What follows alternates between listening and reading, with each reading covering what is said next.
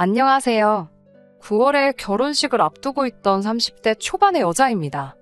누구보다 행복한 신부가 될 줄 알았던 제가 이렇게 며칠 사이에 파혼을 하게 될 줄은 저도 정말 상상조차 하지 못했습니다. 제가 파혼을 하게 된 결정적인 이유는 남자친구 어머니의 지나친 욕심 때문이에요. 남자친구와 저를 비교하자면 경제적으로나 외적으로 봤을 때 여러모로 서로가 서로에게 부족한 사람들은 아닙니다. 저는 아르바이트생 2명을 두고 카페를 운영하고 있어요. 처음엔 대학교 졸업 후 취업 준비를 하면서 아르바이트를 지금의 카페에서 하기 시작했는데 생각보다 제 적성에 잘 맞더라고요. 그러다 카페 주인이 이민을 가게 되었다며 가게를 내놨다고 하더군요. 아르바이트를 하면서 장사가 어느 정도 되는지 이미 알고 있었기 때문에 좋은 기회다 생각해서 부모님의 도움을 받아 가게를 인수했습니다. 지금은 수입의 일부를 부모님께 빌렸던 사업자금을 상환하는 데 쓰고 있고요. 저보다 2살 많은 남자친구는 평범한 회사원입니다. 그리고 지난해 남자친구가 결혼하자고 저에게 청혼을 해왔습니다. 그렇게 2년에 가까운 연애 끝에 결혼까지 약속하게 되었네요. 처음으로 양가 어른들이 만나던 상견례 자리에서 남자친구 어머니는 당신 아들이 엄청 손해라도 본다는 듯이 말씀하셨습니다. 어머님께서는 솔직히 하나뿐인 아들을 지금 당장 결혼시키고 싶지 않은데 그렇다고 2년이나 사귄 여자를 차버리라고 할 수는 없어서 이 결혼을 허락하는 거라 하셨습니다. 제 나이를 언급하시면서 남자친구가 저를 구해주는 거라며 저더러 운이 좋다고도 하셨습니다. 저도 저희 부모님도 황당하고 어이가 없어서 서로 표정 관리를 못하고 있었습니다. 공들여 키운 딸이 말 그대로 눈앞에서 후려치기를 당하고 있으니 얼마나 속상하셨을지 지금 생각하면 죄송한 마음뿐이에요. 하지만 딸 가진 죄인이라고 했나요? 어차피 결혼하게 될 텐데 괜히 미운 털 박히게 할 필요 있나 싶어서 저희 부모님이 참을 인자를 몇 번 그려가며 참으셨다고 제가 파혼을 결심하고 나서야 말씀해 주시더라고요. 상견례를 마치고 며칠 뒤 신혼집은 어떻게 할 건지 이야기가 나왔습니다. 원래는 저희 아빠가 저에게 예전에 경매로 낙찰받으신 작은 아파트를 한 채 주시겠다고 하셨거든요. 지금은 가치도 많이 올라서 그때에 비해 2배 가까이 올랐고요. 하지만 저는 이미 사업을 시작하면서 부모님께 도움도 받았고 그 아파트가 부모님의 노후에 필요하다고 생각했기 때문에 한 번도 그 아파트를 제 것이라고 생각해 본 적이 없습니다. 그렇기에 남자친구나 남자친구 부모님에게도 그 아파트에 대해선 이야기를 한 적이 없어요. 그리고 그런 속사정을 모르는 남자친구의 이모님은 계속해서 저희더러 당신이 가지고 있는 빌라에 들어와서 살라고 하셨습니다. 아내 수리만삭해서 살면 새집이나 마찬가지라면서 전세로 싸게 줄 테니 부담 갖지 말라고 하시더군요. 전세가 1억 3천이었는데 당시 남자친구가 5천을 해올 수 있다고 했고 제가 모아둔 돈도 5천 정도 있었습니다. 그래서 부족한 3천은 대출을 받기로 했고 예단을 생략하는 대신 혼수를 제가 하기로 했습니다. 주변에 결혼한 사람들이 말하기를 어차피 애 생기면 가구고 뭐고 다 망가진다고 처음부터 무리해서 좋은 거 할 필요는 없다고 하더라고요. 그래서 가구는 좀 저렴하게 하고 가전은 정말 꼭 필요한 세탁기, 냉장고, 밥솥 등만 사려고 했습니다. 그렇게 하면 전부 1,500만 원 정도면 해결할 수 있을 것 같아서 제가 부담한다고 했던 거고요. 그런데 얼마 지나지 않아 하루는 남자친구가 점심때 잠깐 보자고 하더라고요. 회사와 카페가 멀지 않아 그전에도 종종 점심시간을 활용해서 만나곤 했었기에 별 생각 없이 나가니 주머니에서 종이 쪼가리를 하나 꺼내 주더라고요. 이게 뭔가 하고 들여다보니 유명 브랜드의 가전제품과 가구들이 잔뜩 적혀있는 혼수 리스트였어요. 어찌나 자세한지 모델명과 색상 그리고 언제 나온 제품인지까지 다 적혀있더라고요. 게다가 김치냉장고와 식기세척기는 2개씩 적혀 있었습니다.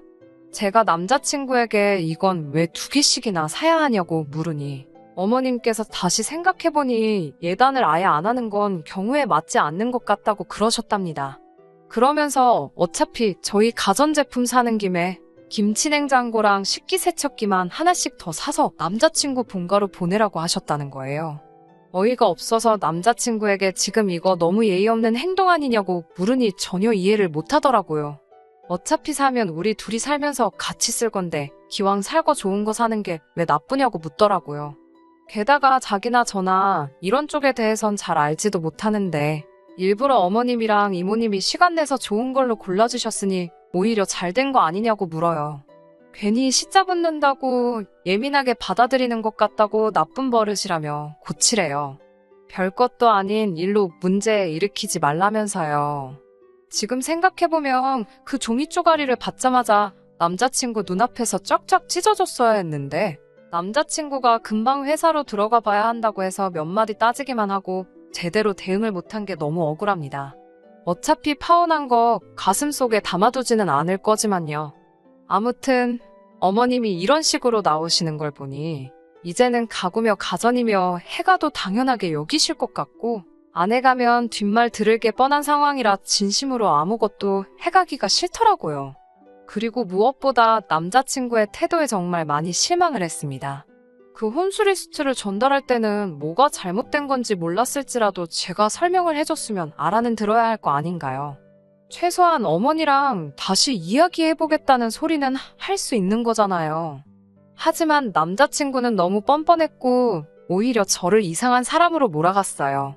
사귀는 동안 남자친구랑 아무런 문제도 없었는데 갑자기 이렇게 나오니 연애하는 동안 제 앞에서 좋은 사람인 척 쇼를 한 건가 싶은 생각이 다 들더라고요. 머릿속이 너무 복잡해졌습니다. 결국 그날 밤 저희 부모님께도 문제의 혼수 리스트를 보여드렸습니다. 아빠는 제가 남자친구와 결혼하고 싶다고 하셨을 때부터 항상 하신 말씀이 결혼할 사이에 계산기 두드리는 거 좋은 거 아니라고, 능력되는 쪽에서 좀 더 하면 되는 거라고 늘 말씀하시던 분이십니다. 돈이라는 게 있다가도 없고 없다가도 있는 거라고요.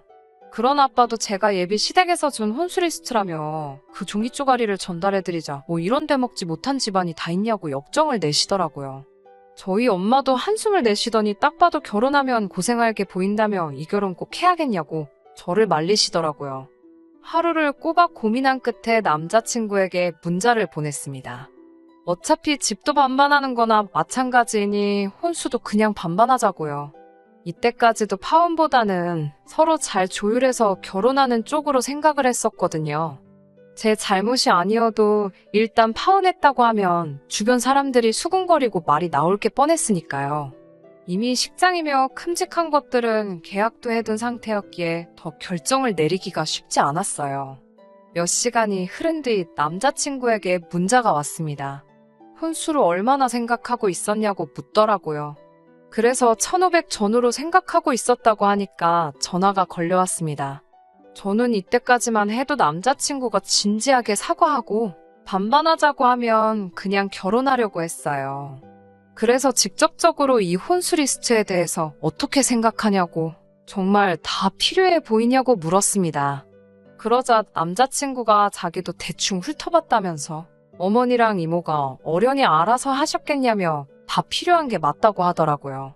오빠 본가에도 에어컨이나 홈시어터, 에스프레소 머신 이런 거 없지 않냐고, 냉장고도 아직 일문형이지 않냐고 하니까 지금 하고 싶은 말이 뭐냐면서 우리 집 무시하는 거냐고 본론만 말하라고 짜증을 내더라고요. 제가 남자친구에게 어머님이 적어주신 물건들 내가 다 찾아봤다고 그랬습니다. 이모님 전셋집이 22평인데 적어주신 가전가구는 다 최신식의 초대형이더라고. 알고 있냐고요. 제가 남자친구에게 우리 둘이 이제 시작하는 부부인데 양문형 냉장고에 김치냉장고까지 왜 필요한 거며? 빌라에 방이 2개인데 에어컨을 벽걸이 2개의 스탠드까지 3개씩 달 이유가 있냐고 물었습니다. 제가 하나하나 조목조목 따져가니 남자친구가 할 말이 있으면 똑바로 하라는 거예요. 이쯤 되면 알아먹어야 되는데 그 정도 눈치도 없는 인간인가 싶고 한심하더라고요. 그래서 제가 이 혼수 다 집어넣으려면 집이 30평대는 돼야 할 것 같으니 빌라든 아파트든 그 정도 평수로 대출 없이 집 한 채 사오라고 했습니다. 그러자 남자친구도 집을 살 수 있으면 진작에 사지 않았겠냐며 지금 장난하냐고 도리어 저에게 화를 내더라고요. 그래서 제가 그게 싫으면 제가 아파트를 해갈 테니 오빠가 이 혼수 리스트대로 혼수를 채워오고 예단으로 집값의 10%를 들고 오라고 했습니다. 그러자 남자친구는 제가 말했던 1500을 들먹이며 그 돈으로 이 리스트에 있는 물건들을 다 살 수 있냐고 물었습니다. 말기도 못 알아먹고 헛소리를 하는 남자친구 때문에 저도 화가 머리끝까지 나기 시작했어요. 남자친구에게 제가 1,500을 예산으로 잡고 있었는데 어머님이 택도 없는 리스트를 주셔서 지금 이 사단이 난 거 아니냐고요. 그러자 남자친구도 아차 싶었는지 자기가 이쪽으론 문외한이라 그렇다며 잘 몰라서 그런 거래요. 저도 이때쯤부터는 에라 모르겠다 싶어서 남자친구에게 가전은 다 삐까뻔쩍하게 신상으로 채우면서 가구도 싸구려로 하면 이상하니까 아예 가구까지 전부 싹 다 최고급으로 맞춰 오라고 했습니다. 혼수는 넉넉하게 5천이면 될 것 같다고 5천을 준비하라고 했더니 그럼 빌라에 전세 들어가려고 받으려 했던 대출 3천으로 혼수하면 되겠다고 답을 찾은 것 마냥 굴더라고요. 이제는 정말 설명하기도 지치고 피곤해서 화도 안 나더군요. 그냥 빨리 전화를 끊고 싶은 마음뿐이었습니다. 그래서 제가 그럼 그 대출은 혼자 갚을 거냐고 물었더니 자기가 더 많이 갚지 않겠냐고 그럽니다. 제가 그게 무슨 소리냐고. 어쨌든 나도 갚아야 된다는 소리 아니냐니까. 어차피 한 집에서 같이 쓰고 살 건데 억울할 일은 아닌 것 같다는 헛소리를 또 하더라고요. 저보고는 전부 적힌 대로 사오라더니 제가 지펴올 테니 혼수는 자기 보고 사오라니까 대출받아서 사자고 하는 건 너무 도둑놈 신부 아닌가요? 이쯤 되니까 제 돈으로 혼수해오는 건 당연한 거고 자기 돈 쓰자니 아깝다고 못 알아듣는 척 연기하는 건가 싶기도 하고 저는 이 감정적인 소모전을 계속할 수가 없어서 제가 남자친구에게 그냥 파혼하자고 했습니다. 전세계약금으로 1,000만 원이 이모님에게 넘어가 있었지만 그건 다행히도 남자친구의 돈이었기 때문에 알아서 하라고 했어요. 신혼여행, 식장, 예물 등이 가계약되어 있었지만 다행히 계약금이 크지 않았기 때문에 제가 알아서 정리하겠다고 했어요. 그랬더니 전화기 너머로 들릴 만큼 남자친구가 한숨을 크게 쉬더니 그깟 혼수 좀 해오랬다고 파혼 소리까지 하냐면서 너무한다고 하더라고요. 그래서 제가 이게 그깟 혼수냐고 그럼 그깟 혼수 반반하자니까 싫어서 파혼 소리까지 나오게 한 오빠는 뭐 대단한 거 같냐고 싸붙였습니다. 그러자 그제서야 남자친구가 어머님이랑 이야기해보고 연락 준다고 하더라고요. 하지만 저도 그때는 마음이 다 식어버린 상태라 상의를 하던지 말던지 마음대로 하라고 난 이제 결혼할 생각 없다고 말하곤 그대로 전화를 끊어버렸습니다.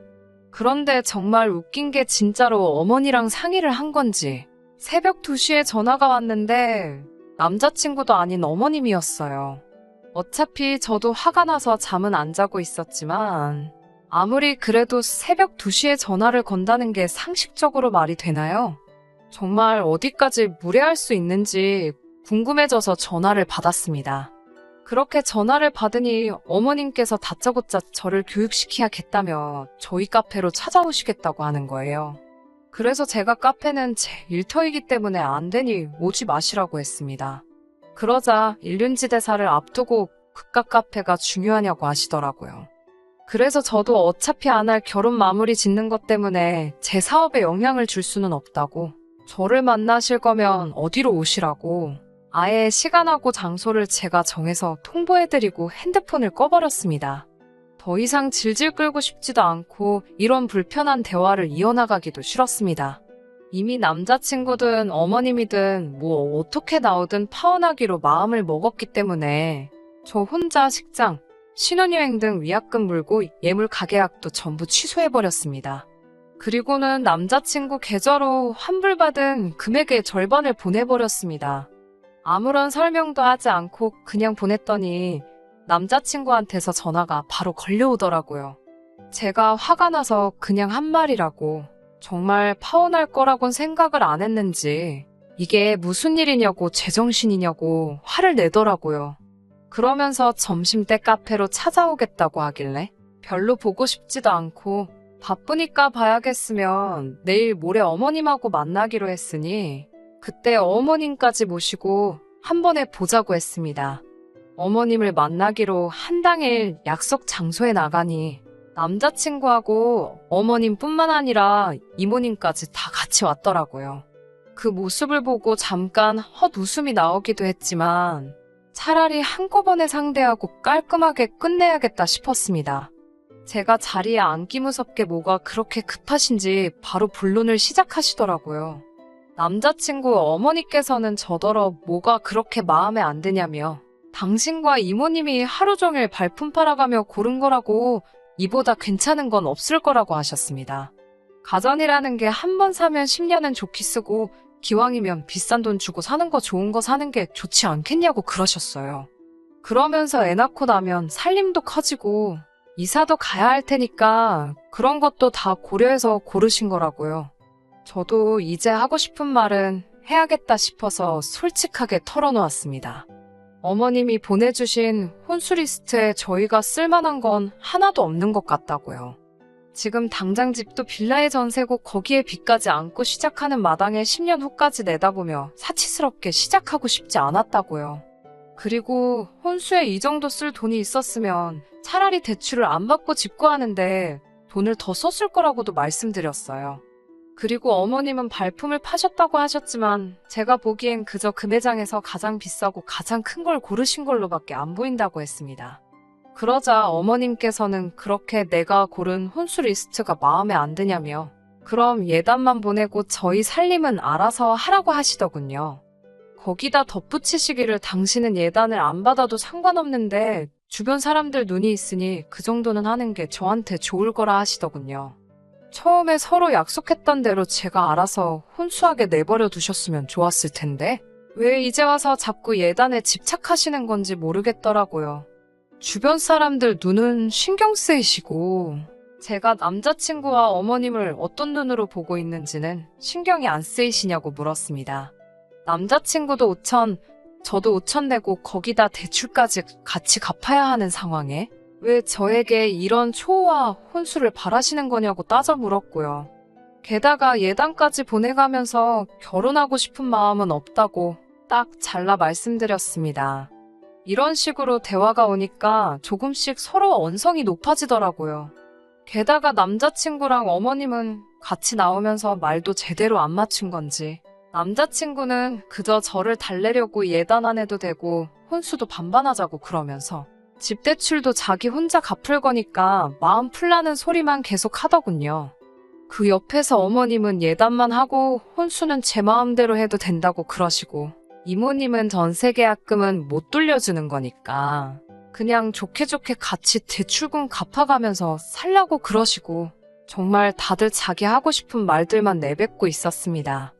계속해서 들으나마나 한 소리만 되풀이되니까 정말 짜증이 나더라고요. 결국 저는 남자친구든 어머님이든 약이라도 오르라는 심정으로 사실 내 앞으로 아파트도 한 채 있어서 오빠가 혼수해오겠다고 했으면 그냥 참고 결혼했을 수도 있다고 말해버렸습니다. 솔직히 있는 척하는 것 같아서 그동안 정말 조심했는데 나를 진짜 호구로 보나 싶어서 에라 모르겠다는 심정으로 이야기한 거예요. 보아하니 어머님은 저희 집을 무슨 돈줄로 생각하시는 것 같아서 그럴 마음이 싹 달아났다고 했습니다. 이제는 남자친구가 아파트 한 채를 대출 없이 사온다고 해도 결혼할 생각이 없으니까 의미 없이 시간 낭비하지 말자고 했어요. 그리고는 남자친구한테 이제 그만 연락하라고 최소한 우리 욕은 하지 말고 헤어지자고 했습니다. 그리고 집에 돌아오니 그새 남자친구 어머님이 저희 집에 전화를 하셨던 모양이에요. 저희 아빠가 그 전화를 받으셨고 그댁 아드님은 저희 딸이 큰돈 들여 살 만큼 대단한 사람이 못 되니까 마음 접으시라고 하셨답니다. 그쪽 입맛에 맞는 여자로 찾으시라고 했대요. 더 웃긴 건 그 와중에 어머님이 저희 아버지에게 정말 제 앞으로 아파트가 있냐고 물으시더래요. 그래서 저희 아빠도 맞다고 그게 지금 올라서 얼마라고 콕 집어 알려드렸다고 합니다. 그날 이후로 남자친구는 계속 저에게 연락해서 미안하다고 다시 생각해보자고 하는데 그럴수록 제 결심은 확고해졌습니다. 지난 주말에는 하루 종일 전화하고 집 앞에 찾아와서 기다리고 있더라고요. 결국 한 번만 더 전화하면 전화번호 바꿔버린다고 했더니 전화는 안 오네요. 어머님도 결혼할 사이에 왜 집 있는 거는 숨겼냐며 그걸 알았으면 혼수는 당연히 자신이 해줬을 거라며 거짓말한 저도 잘한 건 없으니 이쯤에서 없던 일로 하고 다시 시작하자고 그러시더군요. 결국 저희 엄마까지 나서서 한 번만 더 이렇게 불편하게 연락해오시면 남자친구를 스토킹으로 신고하겠다고 엄포를 놓으셨고 그제서야 좀 잠잠해졌습니다. 아무튼 언제까지 이렇게 피곤하게 쫓아다닐지는 모르겠지만 저는 이제 죽어도 돌아갈 생각이 없습니다. 당분간은 그냥 일에 집중하면서 혼자만의 생활을 즐기려고요. 비록 파혼한 건 속상한 일이지만 그래도 마지막에 하고 싶은 말은 대부분 다 한 것 같아서 미련이나 후회는 없어요. 지금은 한결 마음도 누그러져서 그냥 남자친구도 알아서 잘 살고 저도 잘 살고 그러면 좋겠다는 생각뿐이네요. 끝까지 들어주셔서 감사합니다. 오늘의 사연은 여기까지입니다. 구독과 좋아요, 알람 설정 부탁드리고 더 좋은 사연으로 다시 찾아뵙겠습니다. 감사합니다.